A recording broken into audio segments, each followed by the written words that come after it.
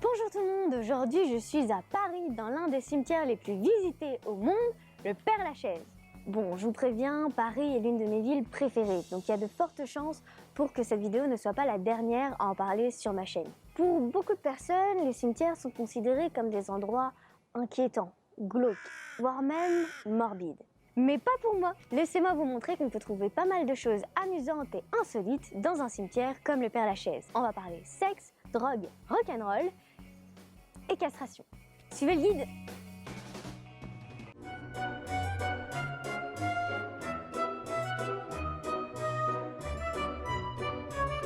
C'est la tombe la plus coquine du cimetière.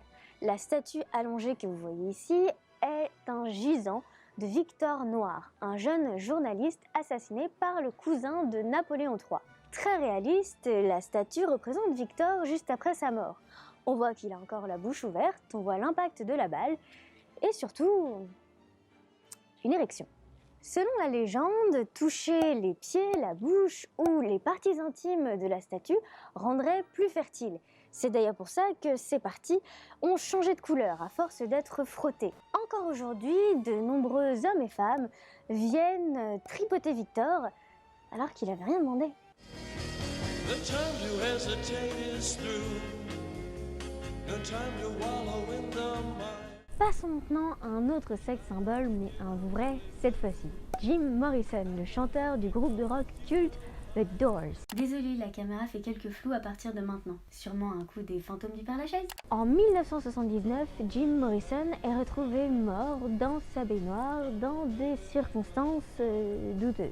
Du coup, il rejoint le club des 27, qui regroupe les légendes du rock'n'roll mortes à 27 ans, Kurt Cobain, Jimi Hendrix, Amy Winehouse, etc. Depuis des années, des femmes du monde entier viennent lui amener des fleurs, des bouteilles d'alcool et des chewing-gums. Pourquoi pas?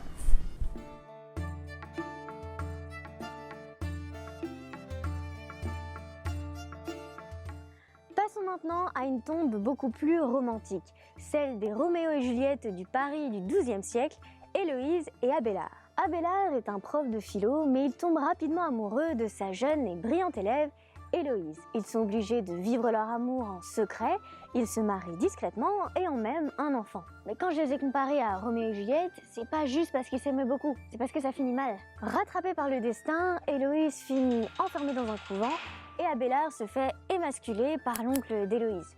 Le Moyen-Âge! Mais les deux tourtereaux finissent ensemble dans la mort, dans un caveau. C'est mieux que rien!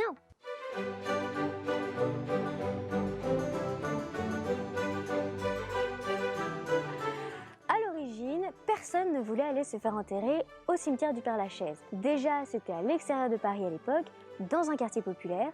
Et puis surtout, au 19e siècle, on aimait bien aller se faire enterrer à côté de gens connus. Mais là, il n'y avait personne. Du coup, ni deux, ils ont pris des pelles, ils ont déterré Héloïse, Abélard et tout un tas d'autres célébrités. Et ils les ont mis au Père-Lachaise. Dans le lot, il n'y avait rien de moins que Jean-Baptiste Poquelin, alias Molière, et Jean de La Fontaine. Le seul souci, c'est qu'on n'est absolument pas sûr que ce soit les bons ossements qui sont dans les tombeaux. Ils ont tellement été trimballés à la Révolution qu'on n'a aucune certitude que ce soit les bons. Mais c'est pas grave, le plan de com a réussi, le cimetière du Père-Lachaise a monté en prestige et beaucoup de personnalités ont accepté de venir y manger les pissenlits par la racine.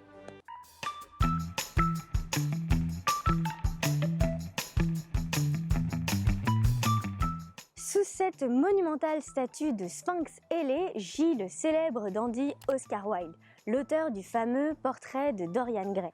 À l'origine, la statue a beaucoup choqué, étant donné que le Sphinx avait un sexe masculin très visible. Mais en 1961, deux Anglaises ont décidé de caillasser les testicules de la statue.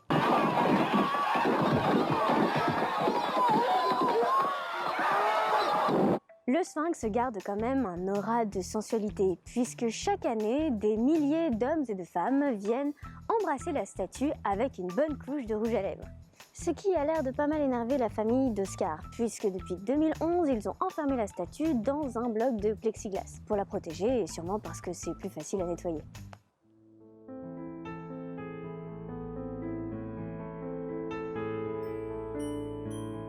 Nous passons à l'une des tombes les plus mystérieuses du cimetière, celle d'Allan Kardec, le fondateur du spiritisme en Europe. Selon les croyances du spiritisme, il est possible de communiquer avec les esprits des morts, voire même de se réincarner, si on est sage. I just have this really strong feeling that this cat is my mother. Il faut pas croire qu'il y avait que les fous qui s'intéressaient au spiritisme au 19e siècle. Même Victor Hugo a fait quelques séances avec Alan pour essayer de communiquer avec sa défunte fille. Selon la légende, il suffit de mettre sa main sur la nuque de la statue et de faire un vœu. Si le vœu se réalise, alors il faut ramener des fleurs sur la tombe. Et franchement, ça a l'air de bien marcher. Voilà, vous savez tout ce qu'il faut savoir sur le cimetière du Père-Lachaise. Si cette vidéo vous a plu, n'hésitez pas à mettre un like, un commentaire et à vous abonner à la chaîne. À la prochaine!